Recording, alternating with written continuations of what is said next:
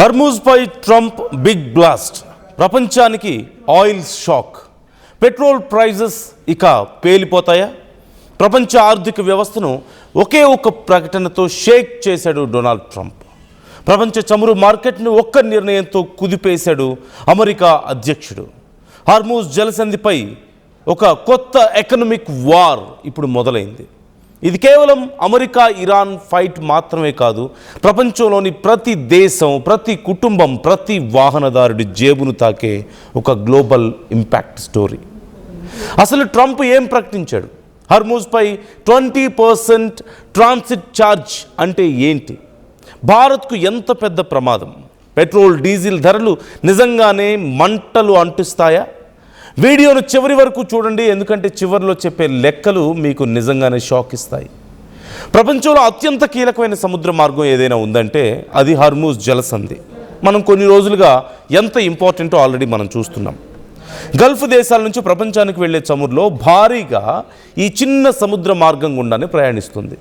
ఇప్పుడు అదే హర్మూజ్పై అమెరికా అధ్యక్షుడు డొనాల్డ్ ట్రంప్ ఒక సంచలన నిర్ణయం తీసుకున్నాడు. ఇరాన్కు చెందిన షిప్పులు తప్ప మిగతా అన్ని దేశాల వాణిజ్య నౌకలు, cargo ships, oil tankers Hormuz గుండా వెళ్ళాలి అంటే 20% ట్రాన్సిట్ ఛార్జ్ తప్పనిసరి. ఈ ప్రకటనతో ప్రపంచ చమురు మార్కెట్ ఒక్కసారిగా అలర్ట్ అయింది. వైట్ హౌస్లో మీడియాతో మాట్లాడిన ట్రంప్, ఈ మార్గానికి భద్రత కల్పిస్తోంది అమెరికా నేవీ, మా సైన్యం కాపలా కాస్తోంది, కాబట్టి సెక్యూరిటీ కాస్ట్ మాకే రావాలి అంటూ తన నిర్ణయాన్ని సమర్థించుకున్నాడు. అంతేకాదు, ఇరాన్ పోర్టుల చుట్టూ అమెరికా నౌకాదళ దిగ్బంధనాన్ని మరింత కఠినతరం చేస్తానంటూ కూడా ప్రకటించాడు. అయితే ఇరాన్ నౌకలకు మాత్రం ఫ్రీ పాసేజ్, మిగతా ప్రపంచం మొత్తం 20% టోల్ ట్యాక్స్ ఖచ్చితంగా కట్టాల్సిందేనంటూ స్పష్టం చేస్తున్నాడు. ఒక్కసారి ట్రంప్ ఏమంటున్నాడో మీరే చూడండి.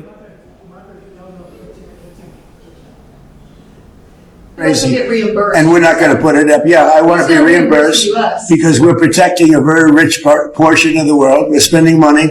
And so what we've done is we are going to be reimbursed for protection. We're protecting by the countries that we're helping.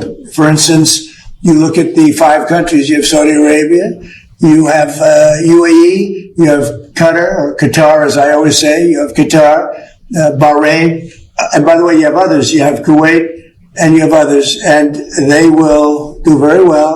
But we think it's appropriate that we don't need them. You know, we have more oil than any other country in the world. When you add Venezuela, which has been amazing, which has tremendous amounts of oil that we control. When you add Venezuela and everything else, we have more than 50% of the world. Let's get into the statistics once. ఒక భారీ VLCC super tanker 20 లక్షల బ్యారెళ్ల ముడి చమురును తీసుకెళ్తుంది. అంతర్జాతీయ మార్కెట్లో దాని విలువ సుమారుగా $160 మిలియన్. ఇప్పుడు ట్రంప్ ప్రకటించిన 20% టోల్ ప్రకారం ఒక నౌక మీద $30 నుంచి $32 మిలియన్ కట్టాల్సి ఉంటుంది. అంటే ఇండియా కరెన్సీలో దాదాపుగా 287 crores రూపీస్ అదనపు భారం. ఒక్క నౌకకే అన్ని కోట్ల రూపాయలు కట్టాలంటే ఎలా సాధ్యమవుతుంది? అదే రోజుకి వందలాది నౌకలు ప్రయాణిస్తే ఎంత భారీ అదనపు ఖర్చు వస్తుందో లెక్కలు అంచనాలకు అందవు. ఈ బిల్ అసలు ఎవరు కడతారు? షిప్పింగ్ కంపెనీనా, ఆయిల్ కంపెనీనా? ఈ రెండూ కాదు, ఈ మొత్తం భారాన్ని భరించేది మీలాంటి నాలాంటి సామాన్య ప్రజలే. ఎందుకంటే రవాణా ఖర్చు పెరిగితే చమురు ధర పెరుగుతుంది. చమురు ధర పెరిగితే పెట్రోల్, డీజిల్ ధరలు ఆటోమేటిక్గా పెరుగుతాయి. డీజిల్ పెరిగితే లారీ ఛార్జీలు పెరుగుతాయి. రవాణా ఖర్చు పెరిగితే చివరికి కూరగాయల నుంచి సిమెంట్ వరకు, పాల నుంచి బియ్యం వరకు ప్రతి వస్తువు ధరపై ప్రభావం పడుతుంది. ఇప్పుడు భారత్ పరిస్థితి మరింత సీరియస్ అవుతుంది. ఎందుకు అంటే భారత్ దిగుమతి చేసుకునే ముడి చమురులో అప్రాక్సిమేట్లీ 40% హర్మూజ్ ద్వారానే వస్తుంది. Iran, Saudi Arabia, UAE, Kuwait, Qatar ఈ దేశాల నుంచి వచ్చే చమురు, LNG అన్నీ ఈ మార్గం ద్వారానే మనకు వస్తున్నాయి. రష్యా నుంచి చమురు దిగుమతులు పెరిగినా గల్ఫ్పై ఆధారపడడం మాత్రం ఇంకా తగ్గించలేదు. అందుకే హర్మూజ్లో చిన్న ఇబ్బంది కలిగినా సరే ఇండియాకు it's a very big shock. Trump ప్రకటనకు ఇరాన్ కూడా గట్టిగానే కౌంటర్ ఇచ్చింది.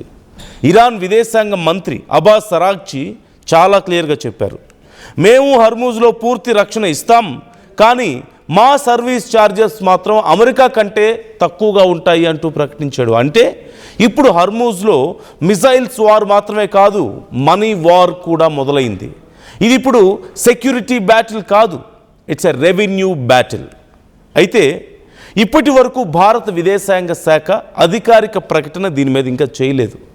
గల్ఫ్లో పనిచేస్తున్నటువంటి వేలాది మంది భారతీయ నావికుల భద్రత, దేశ ఇంధన అవసరాలు, చమురు సరఫరా అన్నిటిపైన కేంద్ర ప్రభుత్వం చాలా క్లోజ్డ్ అబ్జర్వేషన్ చేస్తుంది. ఇప్పుడు ప్రపంచం ముందు నిలిచినటువంటి బిగ్గెస్ట్ క్వశ్చన్, ట్రంప్ నిర్ణయం పూర్తిగా అమల్లోకి వస్తుందా? ఇరాన్ ఎలా రియాక్ట్ అవుతుంది?